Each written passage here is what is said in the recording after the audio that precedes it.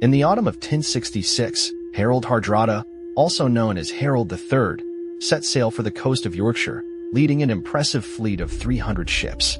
On September 20th, he landed his army of 9,000 warriors and, in a fierce engagement, decisively defeated the English Earls Edwin and Morcar, who had attempted to block his path to the city of York. Just 5 days later, Harold Godwinson, King of England, arrived with fresh forces and launched a surprise attack against the Norwegian invaders at Stamford Bridge. The bloody slaughter that ensued forever cemented the Battle of Stamford Bridge's place in the annals of medieval history as one of its most famous conflicts. The Norwegian army was utterly annihilated, and Harald Hardrada himself fell on the battlefield.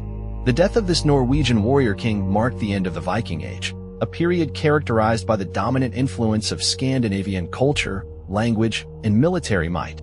Harald Hardrada's demise is the climactic moment in the most significant source recounting his life, the Saga of Harald Hardrada. This biographical work was penned in 13th century Iceland by Snorri Sturluson. Snorri was a distinguished historian and poet whose family played a significant role in Icelandic political life during his lifetime. In addition to the Saga of Harald Hardrada, Snorri authored numerous texts about other Norwegian kings. He later compiled these accounts into a renowned literary collection known as Heimskringla. This collection of Old Norse royal sagas, spanning from prehistoric times to the 12th century CE, meticulously details every ruler who occupied the Norwegian throne. However, King Harald Hardrada's story stands out remarkably from all others.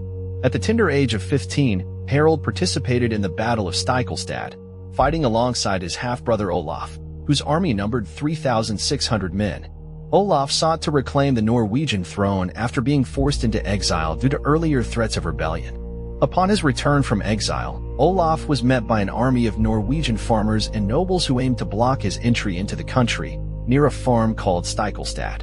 According to Snorri Sturluson's accounts, the momentous battle that ensued occurred under the shadow of a solar eclipse. Although it is quite likely that Olaf commanded a smaller army, his warriors fought with extraordinary valor but were inevitably overwhelmed by superior enemy forces. Olaf was among those who perished in this engagement, while the young Harald Hardrada managed to escape.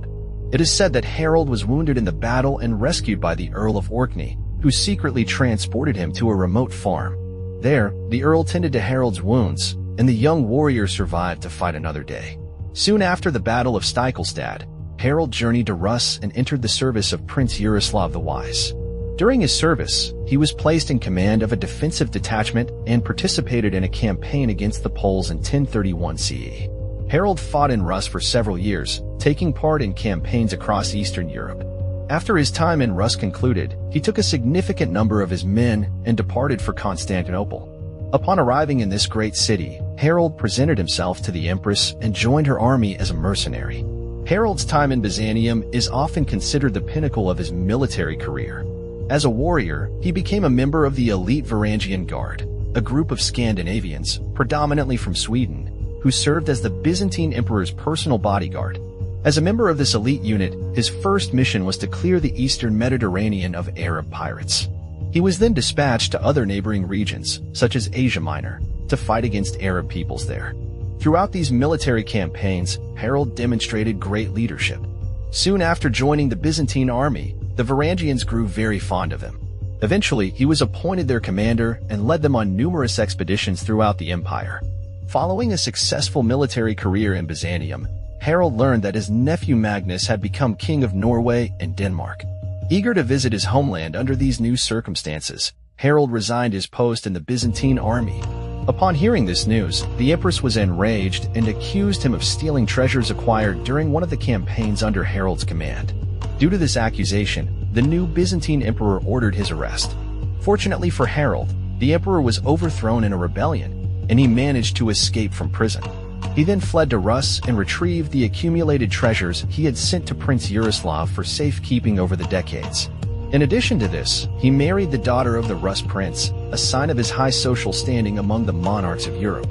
With an unprecedented amount of wealth, Harald sailed to Norway and demanded that Magnus cede half of his treasury and lands. The Norwegian king initially refused but soon died, graciously naming Harald as his successor. Harald ruled Norway for 19 years and earned the epithet Hardrada, meaning hard ruler or stern counsel. There is no doubt that he governed Norway with an iron fist and with the same military ambition he displayed in his earlier life. When Harald was not suppressing rebellions or waging wars, he oversaw the construction of churches throughout his kingdom. His wife, the Rus princess, was a member of the Orthodox Church and brought priests and missionaries with her to Norway. As Christianity reached the northernmost regions of Europe, the Viking Age began to draw to a close. The pagan warlords of Scandinavia represented a fading aristocracy.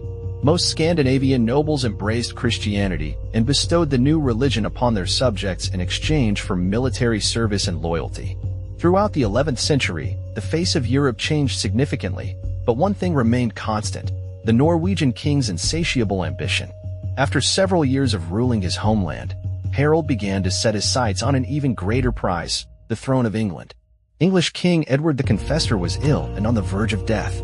He had no direct heir to the throne, but Harald claimed a lineage that could be traced back many generations. However, the English were not interested in appointing a Viking as their ruler and crowned Harald Godwinson King of England in 1066 CE. With the support of Tostig, Godwinson's disgraced brother, Harald of Norway assembled an army of 9,000 men and landed near Yorkshire at a town called Fulford. It was there that he routed the English earls Edwin and Morcar, who stood in his path to York.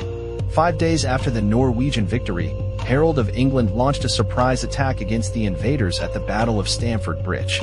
It was in this final battle that Harald Hardrada fought for the last time. His army was annihilated, but his legacy is remembered as that of Norway's greatest warrior king.